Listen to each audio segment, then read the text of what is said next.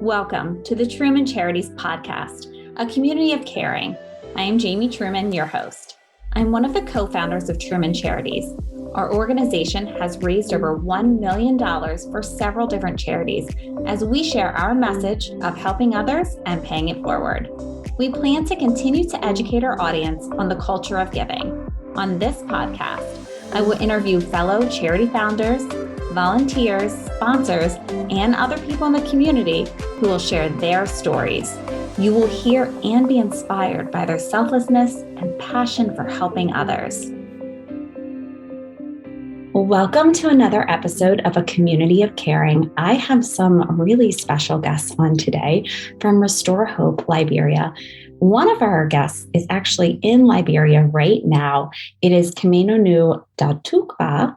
He is the country director. We have co-founders, Dr. Bob Rufsvold, who's the co-founder, president, senior advisor, and chairman of the board of directors for Restore Hope, and Dr. Barbara Burke, co-founder, senior advisor, and director, secretary for Restore Hope. And lastly, we have Saundra Williams. She is the executive director. How are you all today? Wonderful. Thank you for having us, Jamie. Great. Thank you, Jamie. Yeah, thank you. Good to be with you, Jamie. Oh, good. All right. Well, I have to start out with Kumeinu, sorry. And so you're in Liberia right now. Can you just tell us a little bit about yourself and kind of your history with Restore Hope Liberia? Thank you very much for having me here. So I am Kumeinu Da-Tokpah. I am the country director of Restore Hope Liberia. So I came on board to Restore Hope Liberia in February 2021. So I took on the role of a country director to help lead the program here in Liberia.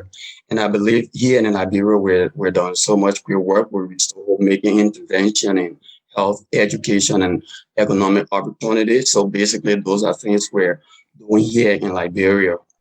So what do you feel like the challenges are that you guys are facing? Right. So a little bit about Liberia, especially with the segment of our program. So the tremendous challenges we're having with very limited resources. So for instance, our intervention in health, we're in a country where after the Civil War, 95% of all of the health services in Liberia was breaking down, and 5% of that were in urban places. Right now, we operate in rural communities where the health system is so fragile, where a lot of people do not have the ability to go to health facilities. So Restore Hope Liberia is making this intervention with a targeted group of people. So we have our beneficiary enroll into our program. We provide basic health check out weekly, monthly. We have our health coordinator here in the field who reach out to our beneficiaries. We're also collaborating with a local health facility in the area we operate, and that is a place in Liberia called Kolahun, which is in Lofa County. That's one of the rural counties in Liberia. So we collaborate with a local hospital there. In recent time, we established a program called the Drug Revolving Fund, where people can have access to affordable drugs and at very affordable prices.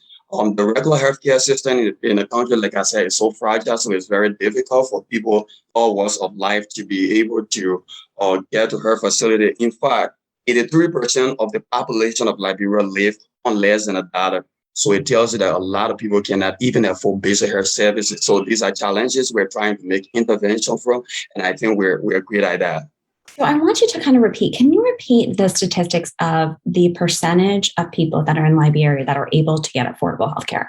Right. So I could start with food securities and come down so we can have an idea as to exactly what the problems are and why we are here as an organization. So in fact, the country Liberia is a small country that has about 5 million people. Of these 5 million people, 2 million people are hungry. They're extremely hungry, and 30% of children under 5 in Liberia are stunted. 3% of them are considered acutely malnourished. The overall population, 83% of them live on less than $1. So meaning 83% of people in Liberia live far below the acceptable poverty line. So these are problems. These are interventions we're trying to make. 16% of families in Liberia are totally food insecure. In fact, Liberia is considered as one of the countries that is a low-income country and a food deficit country. So it tells you how great, how tremendous challenges are with food, how tremendous challenges are with care system. And those are reasons for which Restore Hope is here on the ground, specifically in Kolahun, Lofa County. Now, can you tell us a little bit about the education there in Liberia and what you guys are doing to help with that situation? Right. So basically, again, Liberia has one of the poor education system around Africa. After the war, a lot of schools were destroyed. Up to 80% of our schools were destroyed. In recent time, the government has been making an effort to rebuild schools. But for what we have in percentages here is like 15 to 20% of children 6 to 14 are currently out of school in Liberia. Only about a third of people in preschool have access to early childhood development programs. The rest of kids do not have access to that program. And 54% of children in primary school were made it up to the end of primary school. In fact, 54% of these people, especially girls, will get pregnant before getting out of even primary school here in Liberia. So the education system is so fragile. And so Restore Hope Liberia is also making intervention to get some of these kids to school. We operate in a community that has, in a district that has approximately 59,000 people. And there, in this 59,000 people, we have a lot of kids who are not going to school. Right now, our program is reaching out to about 109 students. Over the time since we started making intervention, we were able to reach out to about 109 students in the community. Of this 109 that we've been making intervention, we are giving basic school supplies. We're paying tuition for these students. In recent time, we have been offering tutorial services. We just launched our community library project, which is going to be the first rural library in that part of Liberia. So basically, that is the intervention we are making there in health. And in addition to that, we're also conducting peer education through sexual reproductive health, where we're able to talk to especially our girls who we feel might not make it up to the end of school, might have this issue of teenage pregnancy. So our sexual reproductive health program is also integrated with whatever intervention we are making with health. So in our program, currently we have about 8 students from the 109 students who are going to be successfully working out of secondary school. We have also had 3 of our primary beneficiaries who graduated from our program but are now in community college. 2 of those 3 are now senior, and we have a junior. Our scholarship program that was launched in recent time was able to take up to 18 students, including the 3 I previously named. So right now we have 18 students who are now made it up to college. And it's a kind of thing that wouldn't have happened in that community without Restore Hope Liberia. Oh my gosh, that's fantastic to hear that you have children that are making it up to young adults up until college. Now, I know you have some opportunities that you're providing for the women and children in the community as well that are at high risk. Can you tell me a little bit about that? Right. So we're also making intervention in mental health. Statistically, in Liberia, 1 in every 5 Liberians has some mental health issue. Specifically in the place we work, a recent survey we conducted through our IPD program, using an indicator we call the PHQ-9 scale. We found out that 9 in 10 women had depression. So it tells you that depression level in this community is very high among women. So we introduced a program known as the interpersonal group therapy, where we bring women from different parts of the community, women who have been identified as people having high level of depression and anxiety. We put them into this interpersonal group therapy, run for a length of time. Upon ending the program, we also enroll these women into our economic empowerment program. So now in Kolahun district, Lofa County, we are developing traditional art and craft. So these women who are in our mental health program are also part of the cooperative we call the Women Weaving Cooperative. It's a traditional art and craft where women meet together to weave country cloth. This is meant to teach them skills, especially apprentices learn new skills, and in the process, they're able to generate income for themselves and their family, and to contribute to the society, and to feel a part of their society, and to build their community. Now, when I was listening to you, I was kind of taken back by the numbers that 9 out of 10 women are suffering from depression. In your opinion, why do you think that number is so high? Right. So, like I said, specifically, we're operating in Kolahun district, Lofa County. This is a part of the country where, during the 14 years of civil unrest in Liberia, there were a lot of atrocities committed. There were huge fighting between warring factions in the country, and women were raped, people were killed, children were killed before their parents, fathers were killed before their sons, and there were tragic things happening in that part of the country that were also worsened by the outbreak of the Ebola crisis that also took away the life of many people. Kids watched their family being killed by Ebola viral diseases. I mean, there were no hope in the community at all. So these are factors that have contributed to high level of depression in the community. But a lot of these women who are now living and have to care for a number of children with the breadwinner either being lost to the civil war or to the Ebola viral disease. And some of these women too, they're having they're having PTSD from the experience with the civil war. A lot of these people had issues were raped. They were raped multiple times by, rebels fighting war in the place. So, I mean, Kolahun district has been one of the tragic scenes for both the civil war and the Ebola crisis with, in the entire Lofa County, about 1,000 of the 4,800 people who lost their life to the Ebola viral disease. So these tragic events have created a lot of depression. It has created a lot of anxiety, especially for women and children in that community. So we think it's important as an organization to make an intervention in this because if we don't, there's going to be no hope in the community. And by the integrated model of our program, it is easier getting these women into our program and then giving them a life thereafter, especially after the therapy. Problem we're having, challenges we're having too is that there are more need, there are more women trying to reach out to us to be enrolled into the program. Sadly, we have limited resources to be able to reach out to all these women. Currently in our program, especially the IPT program, we have been training women in courage, taking 12 at a time. So in recent time, when we were supposed to take 12 women, we had about 50 women applying to be in the program. Well, this is why we're doing this podcast, right? To get people aware about everything that's going on. Because I'm listening to your story and I'm kind of speechless at the numbers and the statistics and everything that, these families have been through. So I can't wait for everybody to hear how they can help. And I kind of want to move to talk a little bit from the co-founders. And Bob and Barbara, how are you guys doing today? Well, thank you, Jamie. Oh, thank you, Jamie. Good.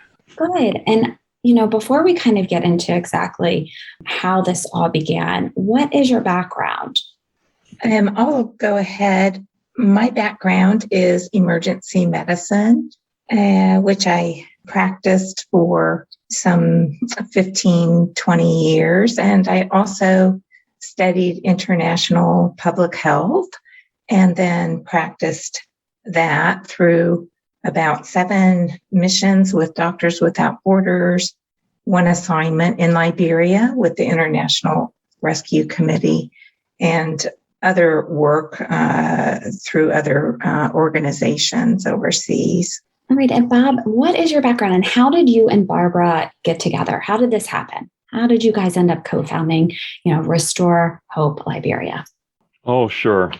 This is wonderful to revisit some of the history. It takes us back a ways. I'm a family doctor, family medicine. I was in a small town of New Hampshire, New England for many years as a solo family doc, but my dream had always been to do international global health work. And fortunately, I had the opportunity to start doing that back in 2006. Like Barbara, went out on a number of missions over the years. And one of those missions took me serendipitously in 2008 to Liberia with the International Rescue Committee. And there for 2 weeks, I met this young emergency medicine doctor, Barbara Burke, who had been the medical director at Kolahun Hospital for the year preceding me in 2007.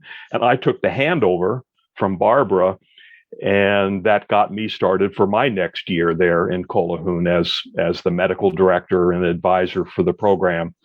And I just have to say, then Barbara became my go-to person whenever there was a 3-alarm emergency, which seemed like at least once every week. Barbara, I figured, had probably seen it and done it all. She had probably been there before. And she was my person to call up, to email, say, Barbara, help. What do I do? Who should I talk to here? She had already been there a year. So that got us into this relationship by consulting with each other. And we stayed in touch. And maybe Barbara can relate a little bit more of the story about how we came together again to support a young man who was one of our patients in Kolahun Hospital at the time. Sure. And there was a 15-year-old boy who had fallen out of a palm tree while trying to harvest the palm oil kernels. And in that accident, if you will, he became paraplegic and was in the hospital at Kolahun Hospital when I arrived. He never had, Jamie, any visitors. And basically, we provided minimal care to him except for prevention or treatment of bed sores, if you will. But we sustained him nutritionally. And we gave him some books to read, and he became a fixture at the hospital and was well known to all the staff because of his brilliant smile and his hope, his vibration of hope, I guess, is what I would say. In the afternoons, he would perch himself on a patch of grass between the doctor's residence, which was located immediately adjacent to the hospital, and the main inpatient ward of the hospital. And so I'm sure I speak for you, Bob, as well. We would constantly see Fala sitting in the grass every afternoon, soaking up the sunshine if it was sunny at the moment, and looking through various books or magazines, which I subscribed to Scientific American while I was over there. And a friend of mine from the States would mail that to me every few months, and I would pass them along to Fala. Now, he was illiterate, but he sure made a go of it for that Scientific American subscription. It was quite impressive. So all that, you take it away now, Bob. Well, I'd like to know something. So when you were talking, and this is such a sweet story, but what really struck me is when you said Fala didn't have any visitors. Now, is that something that you saw quite often in the hospitals? Did people have a lack of family and community? Yes, we did see it quite often, actually. I can think of several, particularly young men around Fala's age, that never had any visitors. And when we eventually visited Fala's family some 4 to 5 years after we were in Kolahun, we went to his village, which is off of a dirt road called the Foya Highway. And we met some of his family members who were living at a subsistence level. Some of them appeared to have some mental afflictions, and they all seemed to be universally depressed, I would say. So I would think, looking back on it, that they simply didn't have the capacity, the wherewithal to offer anything to Fala during that critical time. And I think they felt very badly about that. Now, and I guess when I'm talking to Kumeinu, and he was talking, and I asked about the women and why the depression rate's so high, and he went into everything that they've been through. So, it does kind of make a lot of sense about what you're saying with the lack of visitors in the hospital. But I also would like to know, because I'm curious. So if someone were to get hurt, where is the closest hospital? How can someone get care? In Kolahun district, Kolahun Hospital was the only hospital there, and the approximate size of the district is roughly the size of, say, the county that you live in, for example, Jamie. Okay. So that gives you an idea, maybe half the size of, I don't know which county you're in, but it would be roughly this half the size of a typical American county, or perhaps the size of an American county with only one hospital. So people used hammocks to get to the hospital. There was no ambulance in 2007 or 2008 to speak of. People used wheelbarrows. When they came by hammock, they were carried by two men usually and were laying down suspended in the hammock. And what were the hospitals like? So say, they come into the hospital, there's an overwhelming amount of people that need care. What do the hospitals look like? What does that particular hospital look like? The hospital was largely destroyed during the Second Civil War, which ended in 2003. And Doctors Without Borders revived the hospital in 2004, 2005, and they chiefly operated out of a warehouse-like building, you could say, that still stands today and still serves as the pediatric ward at the hospital. So it's a one-room ward.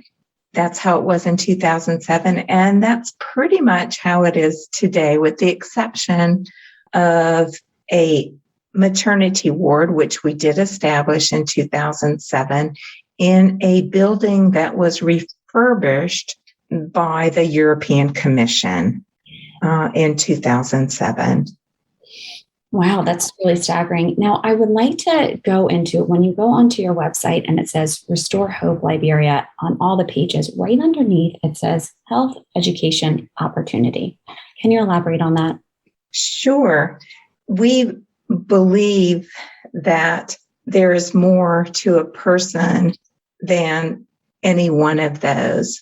And our chief concern when we discharged patients in 2007 and 2008 was, what kind of life were they going out to live? Would the children be able to be fully vaccinated to prevent fatal diseases such as complicated measles, complicated pneumonia, meningitis, tetanus, a disease called epiglottitis, a disease called meningococcus, hepatitis, and so forth? Those are all basically vaccine preventable illnesses. We were also concerned, would these children be going to school? What kind of future would they have?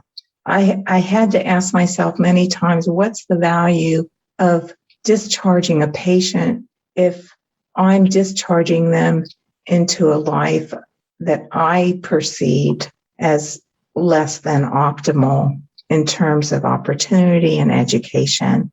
So we began to feel very much that the gift of health was also integrated very closely with the capacity to be educated, and that they were not explicitly unique or separate from one another. So you can't really have optimal health without optimizing education, and you can't have a good quality of life without either of those. You can't look forward to opportunities economically if you don't have health and education.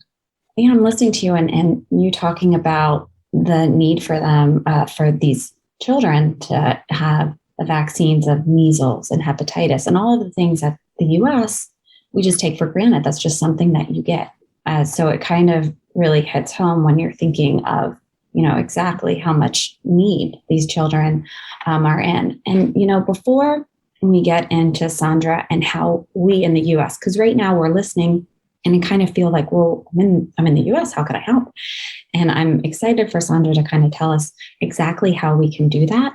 But before that, I want to ask Barbara, you, Bob, Kumeinu, before I let you guys go and we go into Saundra and into that part of this, is there anything that you haven't said or I haven't asked that you think is important for people to know? Barbara, I can take that first. It maybe goes back to Fala. And when we first met Fala, And we tried to do something to try to improve his life. Unfortunately, a few years later, Fala became ill and he died. And that brought Barbara and I back to Liberia to find out more about him, his family, about what was going on there. But one of the things that we got from Fala was this joy, this sense of determination, this resilience. And if there's anything that we came away from Liberia with, was an understanding that in spite of all of the challenges, in spite of the health challenges, the lack of education, the lack of opportunity, they're such a strong people. They're resilient. They are filled with faith. They're filled with hope.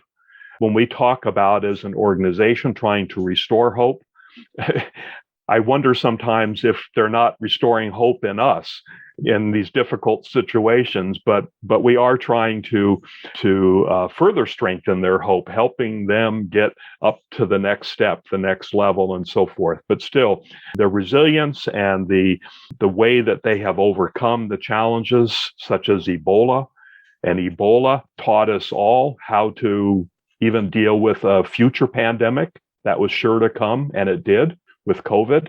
And we've learned from so many of the things that they have been doing naturally in their communities and in Liberia as an example to get through these challenges.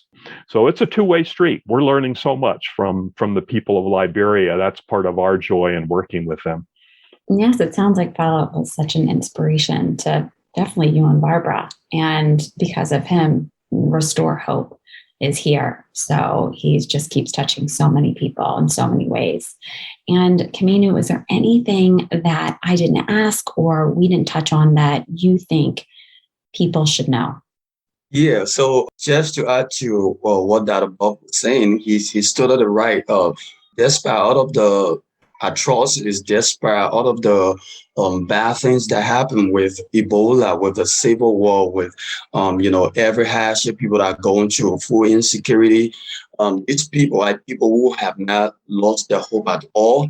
What they've been looking forward to has been a situation where someone will be, the starter to even help develop local resources they have on the ground, improve it, maybe modernize it a little bit like we're doing right now. So, and I think it's very important for Restore Hope too, because we live and learn from these people that they are stronger. A lot of us will not be able to maybe stand some of those conditions they've gone through. But we see them most of the time, especially in our mental health program. I sit back and watch these women talk about their horrific stories, but I also see smiles on their faces when they sit and weave their country cloth.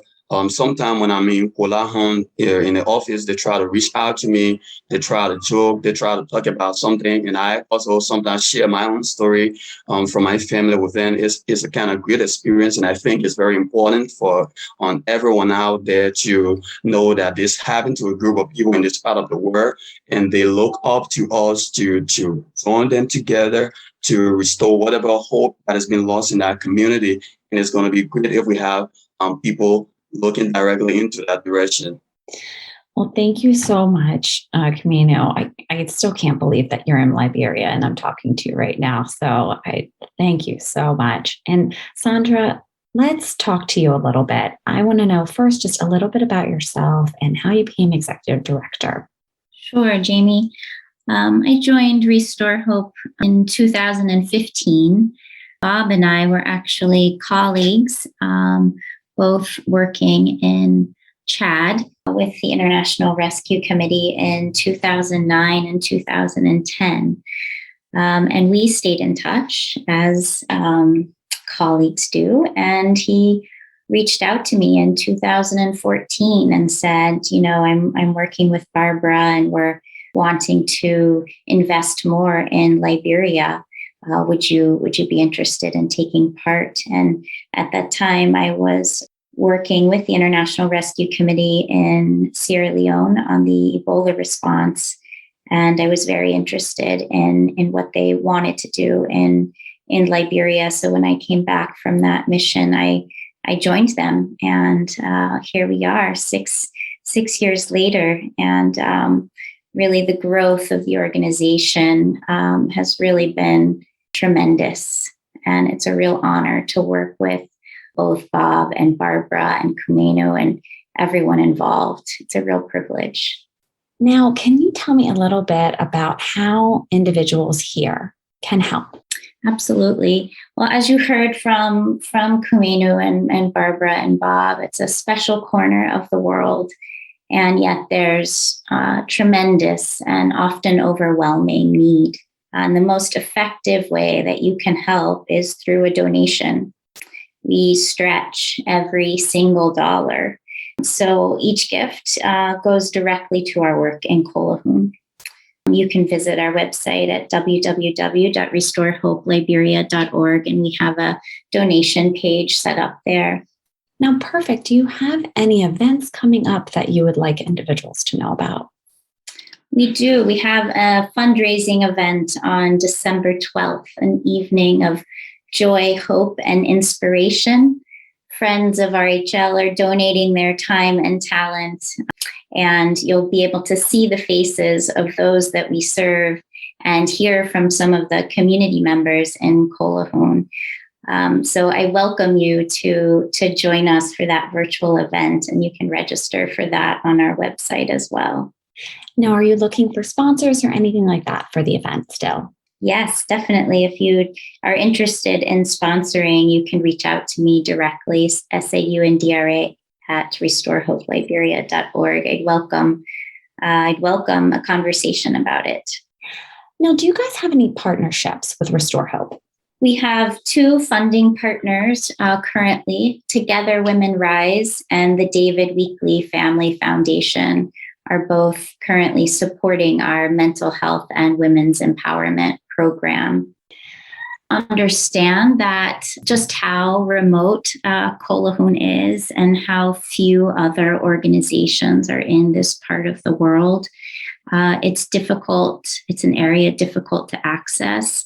And we're really doing our best to make the greatest impact that we can because we believe in these people and we believe in a better tomorrow for them. And so anything that we can do to empower them and to support them on their journey onwards, we're committed to doing that. Now, just so people understand, and just so kind of I understand, when you say that that's remote and very hard to get to, give me an idea of what we're talking about. If I wanted to go there right now. Well, go ahead, Saundra. So the flight, Jamie, from the U.S. would take roughly 14 hours with typically a change of planes in Europe. And currently, you would probably be quarantined in Monrovia and double checked in terms of your COVID testing for a few days, after which time you would take a road trip from Monrovia to Kolahun district, which is located in the northeastern part of Liberia. And after approximately 5 hours on paved roads, the road would become a dirt road. And so you would probably be traveling at maybe 20 miles per hour once it turns into a dirt road, and during the height of the rainy season, which is right now currently. You would pass through swimming pool size mud holes, and you would need a very worthy vehicle, and you might end up spending a night or 24 hours or longer stuck in the mud. So after a day or two of traveling, you would arrive in Kolahun. Wow. I'm glad that you went through that just so everybody gets a real detailed idea of what you're talking about when you say remote. So, Saundra, I want to know, so people want to follow you. They want to know how to donate. Obviously, they can go on your website, but also the great events that you have coming up, like the one you have in December. What are your social media handles? We are on Facebook and Instagram at Restore Hope Liberia. Perfect. Oh my gosh. Thank you all so much for taking the time, especially Kumeinu, who is in Liberia, to talk to us. I think it was really inspirational for me, and I know that it's going to be very moving and inspiring to so many other people. So thank you all so much for taking the time to speak with us. And thank you to all the listeners for tuning in to another episode of A Community of Caring. Until next time. If you would like to learn more about our organization, please follow us on Facebook at Truman Charities or Instagram at Jamie_Truman Charities, or check out our website, trumancharities.com. I hope you enjoyed listening and hearing stories of selflessness and caring. Thank you so much, and I will see you next time.